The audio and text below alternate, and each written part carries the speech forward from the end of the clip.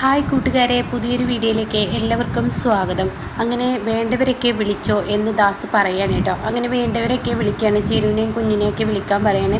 എന്നാൽ ഈ സമയം ഇപ്പുറത്താണെങ്കിൽ വിനയം പറയണ, ഓ ഇത്രയേ ഉള്ളൂ ഇവിടെ ആളുകൾ. ഞാൻ വിചാരിച്ചു ഈ വീട്ടിൽ വലിയ ആഡംബരമായിരിക്കും നടക്കുന്നതെന്ന്. മുറ്റത്തൊരു പന്തലൊക്കെ ആയിട്ട് ആളുകളെയൊക്കെ വിളിച്ച് ഇവിടെ ഒത്തിരി പേരുണ്ടായി. അങ്ങനെ ഒരു നൂലുകെട്ടാണ് ഞാൻ പ്രതീക്ഷിച്ചത്.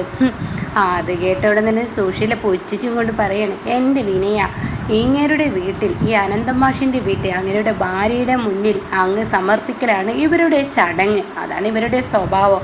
നല്ല കാര്യങ്ങളൊക്കെ പരേതാത്മാക്കളുടെ ഒക്കെ ഇട്ടുകൊടുക്കുന്ന ആ ഒരു സ്വഭാവമാണ് ഇവർക്കുള്ളത് എന്നൊക്കെ പറഞ്ഞ് പുച്ഛിക്കാണ് കേട്ടോ. ഇത് കേൾക്കുന്ന അമ്പളിക്ക് അങ്ങ് പൊട്ടിത്തെറിക്കണം. എന്നാൽ ഇതെല്ലാം കേട്ട് രഘു മുറ്റത്ത് വിൻഡോയിലൂടെയാണ് കേട്ടോ നോക്കുന്നത്. അങ്ങനെ ഈ സമയമാണെങ്കിലോ ഇതെല്ലാം കേട്ട് അമ്പിളി അങ്ങ് പൊട്ടിത്തെറിച്ച് അമ്പിളി പറയണതേ, ഞങ്ങളുടെ അച്ഛനെ ഞങ്ങൾക്ക് മുന്നിലിട്ട് അപമാനിക്കുന്നു, ഞങ്ങളുടെ അമ്മയുടെ പേരും പറഞ്ഞ് ഇവിടെ സംസാരിക്കുന്നു, ഞങ്ങൾക്ക് കേട്ട് നിൽക്കാൻ കഴിയില്ല, എന്താടി ഞാൻ പറഞ്ഞതിൽ തെറ്റ് എന്നങ്ങ് പറയുമ്പോൾ ഉടനെ തന്നെ ഇപ്പുറത്ത് ലതിക വരികയാണിതേ, സുശീല നിങ്ങളൊന്നും മനഃപൂർവ്വം ഒന്ന് പ്രശ്നം ഉണ്ടാക്കാതെ ഒന്നും മിണ്ടാതിരിക്കുന്നുണ്ടോ?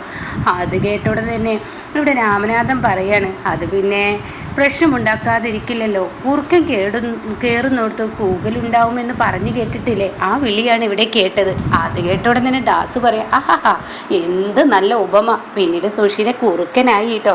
എന്നാൽ ഈ സമയം ഇന്ദ്രൻ അങ്ങ് പൊട്ടിത്തെറിക്കാണ്. ഇന്ദ്രൻ പറയാണ്, ദാ വിനയ, നിന്റെ കുട്ടിയുടെ ചടങ്ങാണ് ഇവിടെ നടക്കുന്നത്. ആ ഒരു ഓർമ്മ നിന്നിലുണ്ടാവേണ്ടതാണ്. എന്നാൽ നിന്നിലത് ഉണ്ടായില്ല.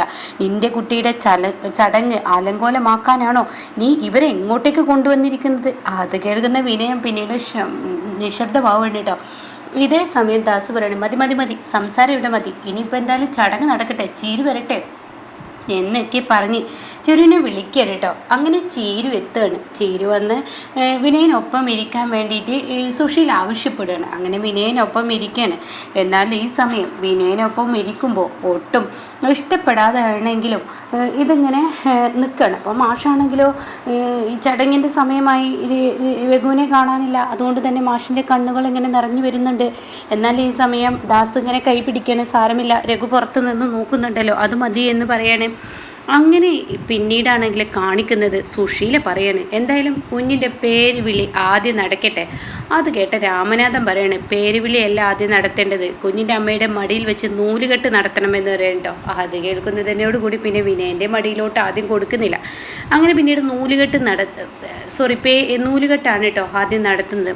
അങ്ങനെ നൂലൊക്കെ കെട്ടിയതിന് ശേഷം വിനയൻ്റെ കുഞ്ഞിനെ എടുക്കുകയാണ്. എന്നിട്ട് സുശീല പറയണം, മോന് വിനയ, നീ കുഞ്ഞിൻ്റെ ചെവിയിൽ അങ്ങ് പേര് വിളിച്ചാട്ടെ, 2 ചെവിയിലും വിളിച്ചോട്ടോ എന്ന് പറയുമ്പോൾ, ഓ ആയിക്കോട്ടെ ആൻറ്റി, ഞാനത് ചെയ്തോളാം എന്നൊക്കെ പറഞ്ഞ് സന്തോഷത്തോടുകൂടി പറയാൻ വാക്കുകളില്ല. വിനയൻ പേര് വിളിക്കുക. ചിരുവാണെങ്കിലോ തൻ്റെ അച്ഛൻ്റെ പേര് വിളിക്കുമെന്ന പ്രതീക്ഷയോടുകൂടി നിൽക്കുമ്പോൾ വിജയ് വിനയൻ എന്ന് വിളിക്കണം കേട്ടോ. ആ വിജയ് വിനയൻ എന്ന് കേൾക്കുന്നതിനോടുകൂടി എല്ലാവർക്കും അങ്ങ് എന്തോന്ന് പേരാണിത് എന്നുള്ള ആ ലെവൽ എല്ലാവരും അങ്ങോട്ടും ഇങ്ങോട്ടും നോക്കണം. ആർക്കും തന്നെ ഇഷ്ടപ്പെടുന്നില്ല. അപ്പോൾ സുശീൽ പറയാം, ആഹാ എന്ത് നല്ല പേരാണ്, അടിപൊളി പേര്. അപ്പോൾ ചിരുവാണെങ്കിലും ദേഷ്യത്തോടു കൂടി തുറച്ചിങ്ങനെ നോക്കുകയാണ്. ചിരുവിന് ആ പേര് ഒട്ടും ഇഷ്ടമായിട്ടില്ല. അങ്ങനെ ഈ സമയം വീണ്ടും വിജയ് വിനയൻ എന്ന് വിളിക്കുകയാണ്. ഇതേ സമയം പെട്ടെന്ന് ഇങ്ങനെ അമ്പിളിയെ കാണുകയാണ്. രഘു ഇങ്ങനെ പുറത്ത് നിന്ന് നോക്കുന്ന കേട്ടോ. അത് കാണുന്ന അമ്പിളിയുടെ കണ്ണ് നിറയാണ്. എന്നാൽ ഈ സമയം രഘു പെട്ടെന്ന് അമ്പിളിയെ നോക്കുകയാണ്. അപ്പോൾ രഘു അമ്പിളിയെ ഒരുമിച്ച് നോക്കുമ്പോൾ പിന്നീട് രഘു അവിടെ നിൽക്കില്ല. രഘു അവിടെ നിന്ന് അങ്ങ് പോവുകയാണ്. ഇതേ സമയം അമ്പിളി പിന്നെ രഘുവിനെ നോക്കുമ്പോൾ കാണുന്നില്ല. അപ്പോൾ രഘു ഇങ്ങനെ പോകുന്നത് കാണുമ്പോൾ അമ്പിളിയുടെ കണ്ണ് നിറയുന്നുണ്ട്. എന്നാലും വാശി വിട്ടുകൊടുക്കില്ല. പിന്നീടാണെങ്കിലോ രഘു അങ്ങ് മുറ്റത്തോട്ട് പോകുമ്പോൾ ഒരു ഓട്ടോ വരുന്ന രംഗാണ്. ആ ഓട്ടോയിൽ ഇവരുടെ ഫുഡൊക്കെ ഇറക്കി വെക്കുകയാണ്. ഇതാണ് കാശ്, ഇത്ര ബില്ലുണ്ട് എന്നൊക്കെ പറഞ്ഞിട്ട് രഘു അതൊക്കെ കൊടുക്കുകയാണ്. അപ്പോഴേക്കും ദാസ് വരികയാണ്. ദാസ് വന്നിട്ട് പറയണേ, എന്താണ് രഘു, നീ എന്നാലും അകത്തോട്ട് കയറില്ല എന്നല്ല വാശിയാണല്ലേ എന്ന് പറയാനിട്ടോ. അപ്പോഴേക്കും ഇന്ദ്രനും അങ്ങോട്ടേക്ക് എത്തുകയാണ്. അപ്പോൾ ഉടനെ തന്നെ ഇന്ദ്രൻ എത്തുന്നതിന് മുന്നേ രഘു ചോദിക്കുന്നുണ്ട്, ആ സ്ത്രീ എന്താണ് അവിടെ കിടന്ന് പുലമ്പുന്നത്, എൻ്റെ കൈ തെരിച്ച് വരുന്നുണ്ട്, കൂടുതൽ പ്രശ്നത്തിലോട്ട് പോകാമെന്ന് കണ്ടാൽ ഞാൻ കയറി വരാനിരിക്കുകയായിരുന്നു. അപ്പോൾ അത് കേട്ടോടെ തന്നെ അതിനൊന്നും ആവശ്യം ഉണ്ടായില്ല, അത് കൊടുക്കേണ്ടവർ ബാക്കിയുള്ളവർ കൊടുത്തു എന്ന് പറയാൻ കേട്ടോ. പിന്നീടാണെങ്കിൽ എന്താ ഇവിടെ ഫുഡ് കൊണ്ടുവന്നിരിക്കുക, ആ ഫുഡ് കൊണ്ടുവന്നിരിക്കുക എന്ന് പറയട്ടോ. അപ്പോൾ ദാസ് പറയണേ രഘു നീ ഇത് അകത്തോട്ട് എടുത്ത് വെച്ചേ. അപ്പോൾ ഇന്ദ്രനുണ്ടല്ലോ, ഇന്ദ്രൻ വെച്ചോളൂ എന്ന് പറയണേ. വേണമെങ്കിൽ മഞ്ചാടി അങ്ങ് വിളിച്ചോട്ടെ എന്ന് പറയണേ. അങ്ങനെ ഇന്ദ്രനും അങ്ങ് വെക്കുകയാണ്. മഞ്ചാടി അപ്പോഴേക്കും വരികയാണ്. അപ്പോൾ മഞ്ചാടി പറയണേ രഘുവേട്ട ആൾ കൊള്ളാട്ടോ, രഘുവേട്ടൻ അങ്ങോട്ടേക്ക് കയറാതെ തന്നെ ഇവിടെ തന്നെ നിന്നില്ല.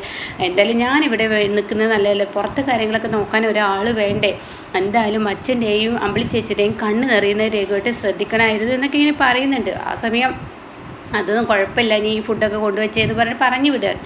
ഇതേ സമയം ആ സ്ത്രീ മനഃപൂർവ്വം ഇനിയൊരു പ്രശ്നം ഉണ്ടാക്കാൻ ഒരുങ്ങിയാൽ വിനയനെ ഞാൻ കൈവെക്കും, അത് ഉറപ്പുള്ള കാര്യമാണ്. വിനയെ ഞാൻ വെറുതെ വിടില്ല എന്ന് പറയണം കേട്ടോ. ദാസ് പറയണേ നീ അടങ്ങെല്ലാവരും ഉണ്ടല്ലോ, അപ്പോൾ അതുകൊണ്ട് ഇനി പ്രശ്നങ്ങളൊന്നും ഉണ്ടാവില്ല നമുക്ക് വിചാരിക്കാം എന്ന് പറയണേ. പിന്നീട് കാണിക്കുന്ന ചീരു തൻ്റെ കുഞ്ഞിനെ തൊട്ടിൽ കൊണ്ടുപോയി കിടത്തുന്നത്. അപ്പോൾ ചീരുവിന് ഇങ്ങനെ ദേഷ്യം പിടിക്കുകയാണ്. ഒരിക്കലും ചിരുവിന് അംഗീകരിക്കാൻ പറ്റുന്നില്ല വിജയ് വിനയെ. അങ്ങനെ പിന്നീട് ഇപ്പുറത്താണെങ്കിലോ എന്തായാലും സദ്യയൊക്കെ എത്തി എന്ന് തോന്നുന്നു എന്നൊക്കെ മാഷ് പറയുമ്പോൾ, അല്ല മാഷ് ഇനി അടുത്ത പരിപാടി എന്താ എന്ന് ഇങ്ങനെ സുശീല ചോദിക്കുകയാണ്. അപ്പോൾ ചോദിച്ച ഉടൻ തന്നെ സദ്യ ഒക്കെ എത്തിയിട്ടുണ്ട്, സദ്യ കഴിച്ചിട്ട് എല്ലാവർക്കും മടങ്ങുക എന്ന് പറയുന്നത്. അത് കേട്ട ഉടൻ തന്നെ ദാസ് പറയും ഇത്ര നേരത്തെ ആർക്കും ഭക്ഷണം കഴിക്കാൻ പറ്റത്തില്ലല്ലോ, ഒരു 12:30 ആവണ്ടേ എന്നൊക്കെ ഇങ്ങനെ പറയുകയാണ്. ആ സമയം സുശീല പറയാണ് എന്നാ അവിടെ നിൽക്കട്ടെ മാഷേ, മാഷിനോടൊരു കാര്യം പറയാനും കൂടിയാണ് ഞാൻ വന്നത്. അതെ, ചീരുവിനെ എന്ന് വിനയൻ്റെ വീട്ടിലോട്ട് വിടും, ഈ അഭിപ്രായം നിങ്ങൾ എന്ന് ഇവന് അതായത് ഒരു വാക്ക് എന്ന് നിങ്ങൾ കൊടുക്കുമെന്നാണ് പറയുന്നത്. അപ്പോൾ ഈ സമയം ഇത് കേട്ട ഉടൻ തന്നെ ദാസ് ചോദിക്കുകയാണ് അതിന് നിങ്ങൾക്ക് എന്താ അവകാശമുള്ളത്, നിങ്ങൾക്കൊരു അവകാശമില്ലല്ലോ, ഇത് ചീരുവിൻ്റെ നിങ്ങളാരും അല്ലല്ലോ, വിനയൻ്റെ ആരും എന്നല്ലല്ലോ എന്ന് പറയുന്നത്. വിനയൻ്റെ അമ്മയും അമ്മാവനും ഇവിടെ ഇരിക്കുമ്പോൾ പിന്നെ ഇപ്പം എന്തിനാണ് നിങ്ങളിപ്പോൾ ഇത് ചോദിക്കാൻ നിൽക്കുന്നത്? ഞാൻ ഇവരുടെ കൂടെ വന്ന അതിഥിയല്ലേ, അപ്പോൾ എനിക്കതിനുള്ള അവകാശമുണ്ട്. അത് കേൾക്കുന്ന അമ്പിളി പറയണേ ചീരുവിനെ എന്നയക്കണം എന്നയക്കണ്ട എന്നൊക്കെ തീരുമാനിക്കുന്നത് ഞങ്ങളാണ്, നിങ്ങൾക്ക് യാതൊരുവിധ അവകാശമില്ല. ഞാൻ പറഞ്ഞല്ലോ ഞാൻ അവരുടെ കൂടെ വന്ന ആളാണെന്ന്. അപ്പോൾ അമ്പിളി പറയണേ ഞങ്ങൾ പറഞ്ഞല്ലോ ഇതിൻ്റെ ഏക അവകാശം എന്ന് പറയുന്നത് അമ്മാവനും അമ്മയാണ്, അവർ തീരുമാനിക്കട്ടെ എന്ന് പറയാം കേട്ടോ. അപ്പോഴേക്കും ചീരു പതുകെ ഇങ്ങനെ വരികയാണ്. അപ്പോൾ ഈ സമയം ഉടൻ തന്നെ അമ്മാവനും പറയണേ ഞങ്ങൾക്ക് അങ്ങനെ ഒരു തീരുമാനമില്ല, ഞങ്ങളുടെ കൂടെ നിങ്ങൾ വന്നെന്ന് കരുതി നിങ്ങൾ ഇക്കാര്യത്തിൽ ഇടപെടും വേണ്ട, ഞങ്ങൾ ചീരുവിനെ കൊണ്ടുപോകുന്ന കാര്യത്തെക്കുറിച്ചൊന്നും ഞങ്ങൾ പറഞ്ഞിട്ടില്ല. ഈ സുശീല എന്ന് പറയുന്ന സ്ത്രീയോട് ഞങ്ങൾ ചീരുവിനെ കൊണ്ടുപോകുന്ന കാര്യത്തെക്കുറിച്ച് പറയാൻ പറഞ്ഞിട്ടില്ല. ഇവർ വണ്ടിയിൽ കയറുന്നത് തന്നെ പാതി വഴിയിൽ വെച്ചാണെന്ന് പറയട്ടോ. അപ്പോൾ എല്ലാവർക്കും മുന്നേ സുശീല ആകെ നാണക്കേടാണ്. ഈ സമയം വിനയം പറയണം പാതി വഴിയിലാണ് വെച്ചതെങ്കിലും എൻ്റെ കൂടെ വന്ന അതിഥിയാണല്ലോ ആൻറ്റിയെ ഞാൻ കൊണ്ടുവന്നത് എൻ്റെ അമ്മക്കും അമ്മാവനും ഒരു ഗട്ട്സ് ഇല്ല സംസാരിക്കാൻ, അതുകൊണ്ടാണെന്ന് പറഞ്ഞാൽ അവരെ നാണം കെടുത്തതാണ് കേട്ടോ.